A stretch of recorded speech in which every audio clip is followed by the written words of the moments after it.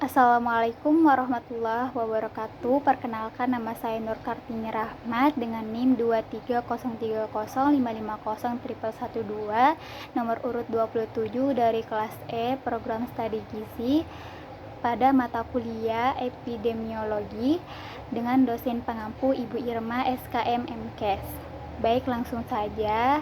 Sebelumnya saya akan membahas sedikit definisi penyakit. Nah, penyakit adalah kegagalan dari mekanisme adaptasi suatu organisme untuk bereaksi secara tepat terhadap rangsangan atau tekanan sehingga timbul gangguan pada fungsi atau struktur dari organisasi atau sistem tubuh. Nah, adapun juga faktor-faktor penyebab penyakit dimulai dari faktor eksternal, yaitu bisa dari mikroba, yaitu bakteri dan virus. Kemudian bisa dari timbulnya cedera atau terjadinya kecelakaan, dan juga dampak lingkungan selama hidup seseorang. Nah, ini juga terkait dengan kebiasaan pribadi yang disebut sebagai gaya hidup, misalnya asupan makan dan juga cairan serta latihan fisik. Kemudian ada dari faktor internal. Nah, ini juga dikenal sebagai faktor genetik seseorang. Nah, ada juga dari faktor fisiologis. Nah, faktor fisiologis ini itu usia memegang peranan penting bagi fungsi normal atau fisiologis tubuh. Kemudian ada faktor stres. Situasi stres kronis atau jangka panjang yang bersumber dari fisik, kimia, dan psikologis dapat menyebabkan penyakit. Kemudian ada mekanisme pertahanan. Kita semua memiliki mekanisme pertahanan dalam tubuh. Jadi, jika sistem kekebalan tubuh kita sangat sensitif karena faktor genetik, sistem tersebut dapat menjadi tidak terkendali. Sistem kekebalan tubuh kita berfungsi untuk melindungi kita dari infeksi dan paparan zat beracun lainnya. Kemudian yang terakhir itu ada kerentanan.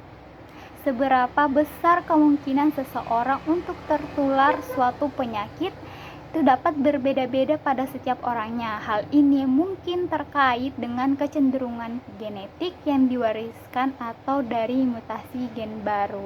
Kemudian ada konsep dasar timbulnya penyakit. Nah, pada konsep ini tuh hampir sama dengan faktor-faktor penyebab penyakit yang saya jelaskan tadi.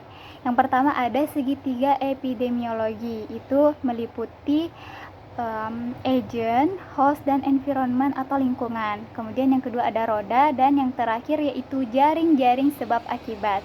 Nah, pada pembahasan kali ini saya akan berfokus pada jaring-jaring sebab akibat. Nah, apa itu jaring-jaring sebab akibat?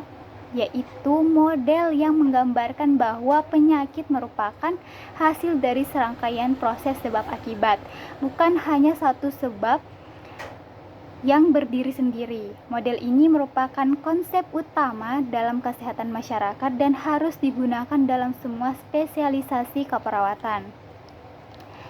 Nah, asal muasal jaring-jaring sebab akibat ini tuh ditemukan oleh McMahon dan Polk pada tahun 1970.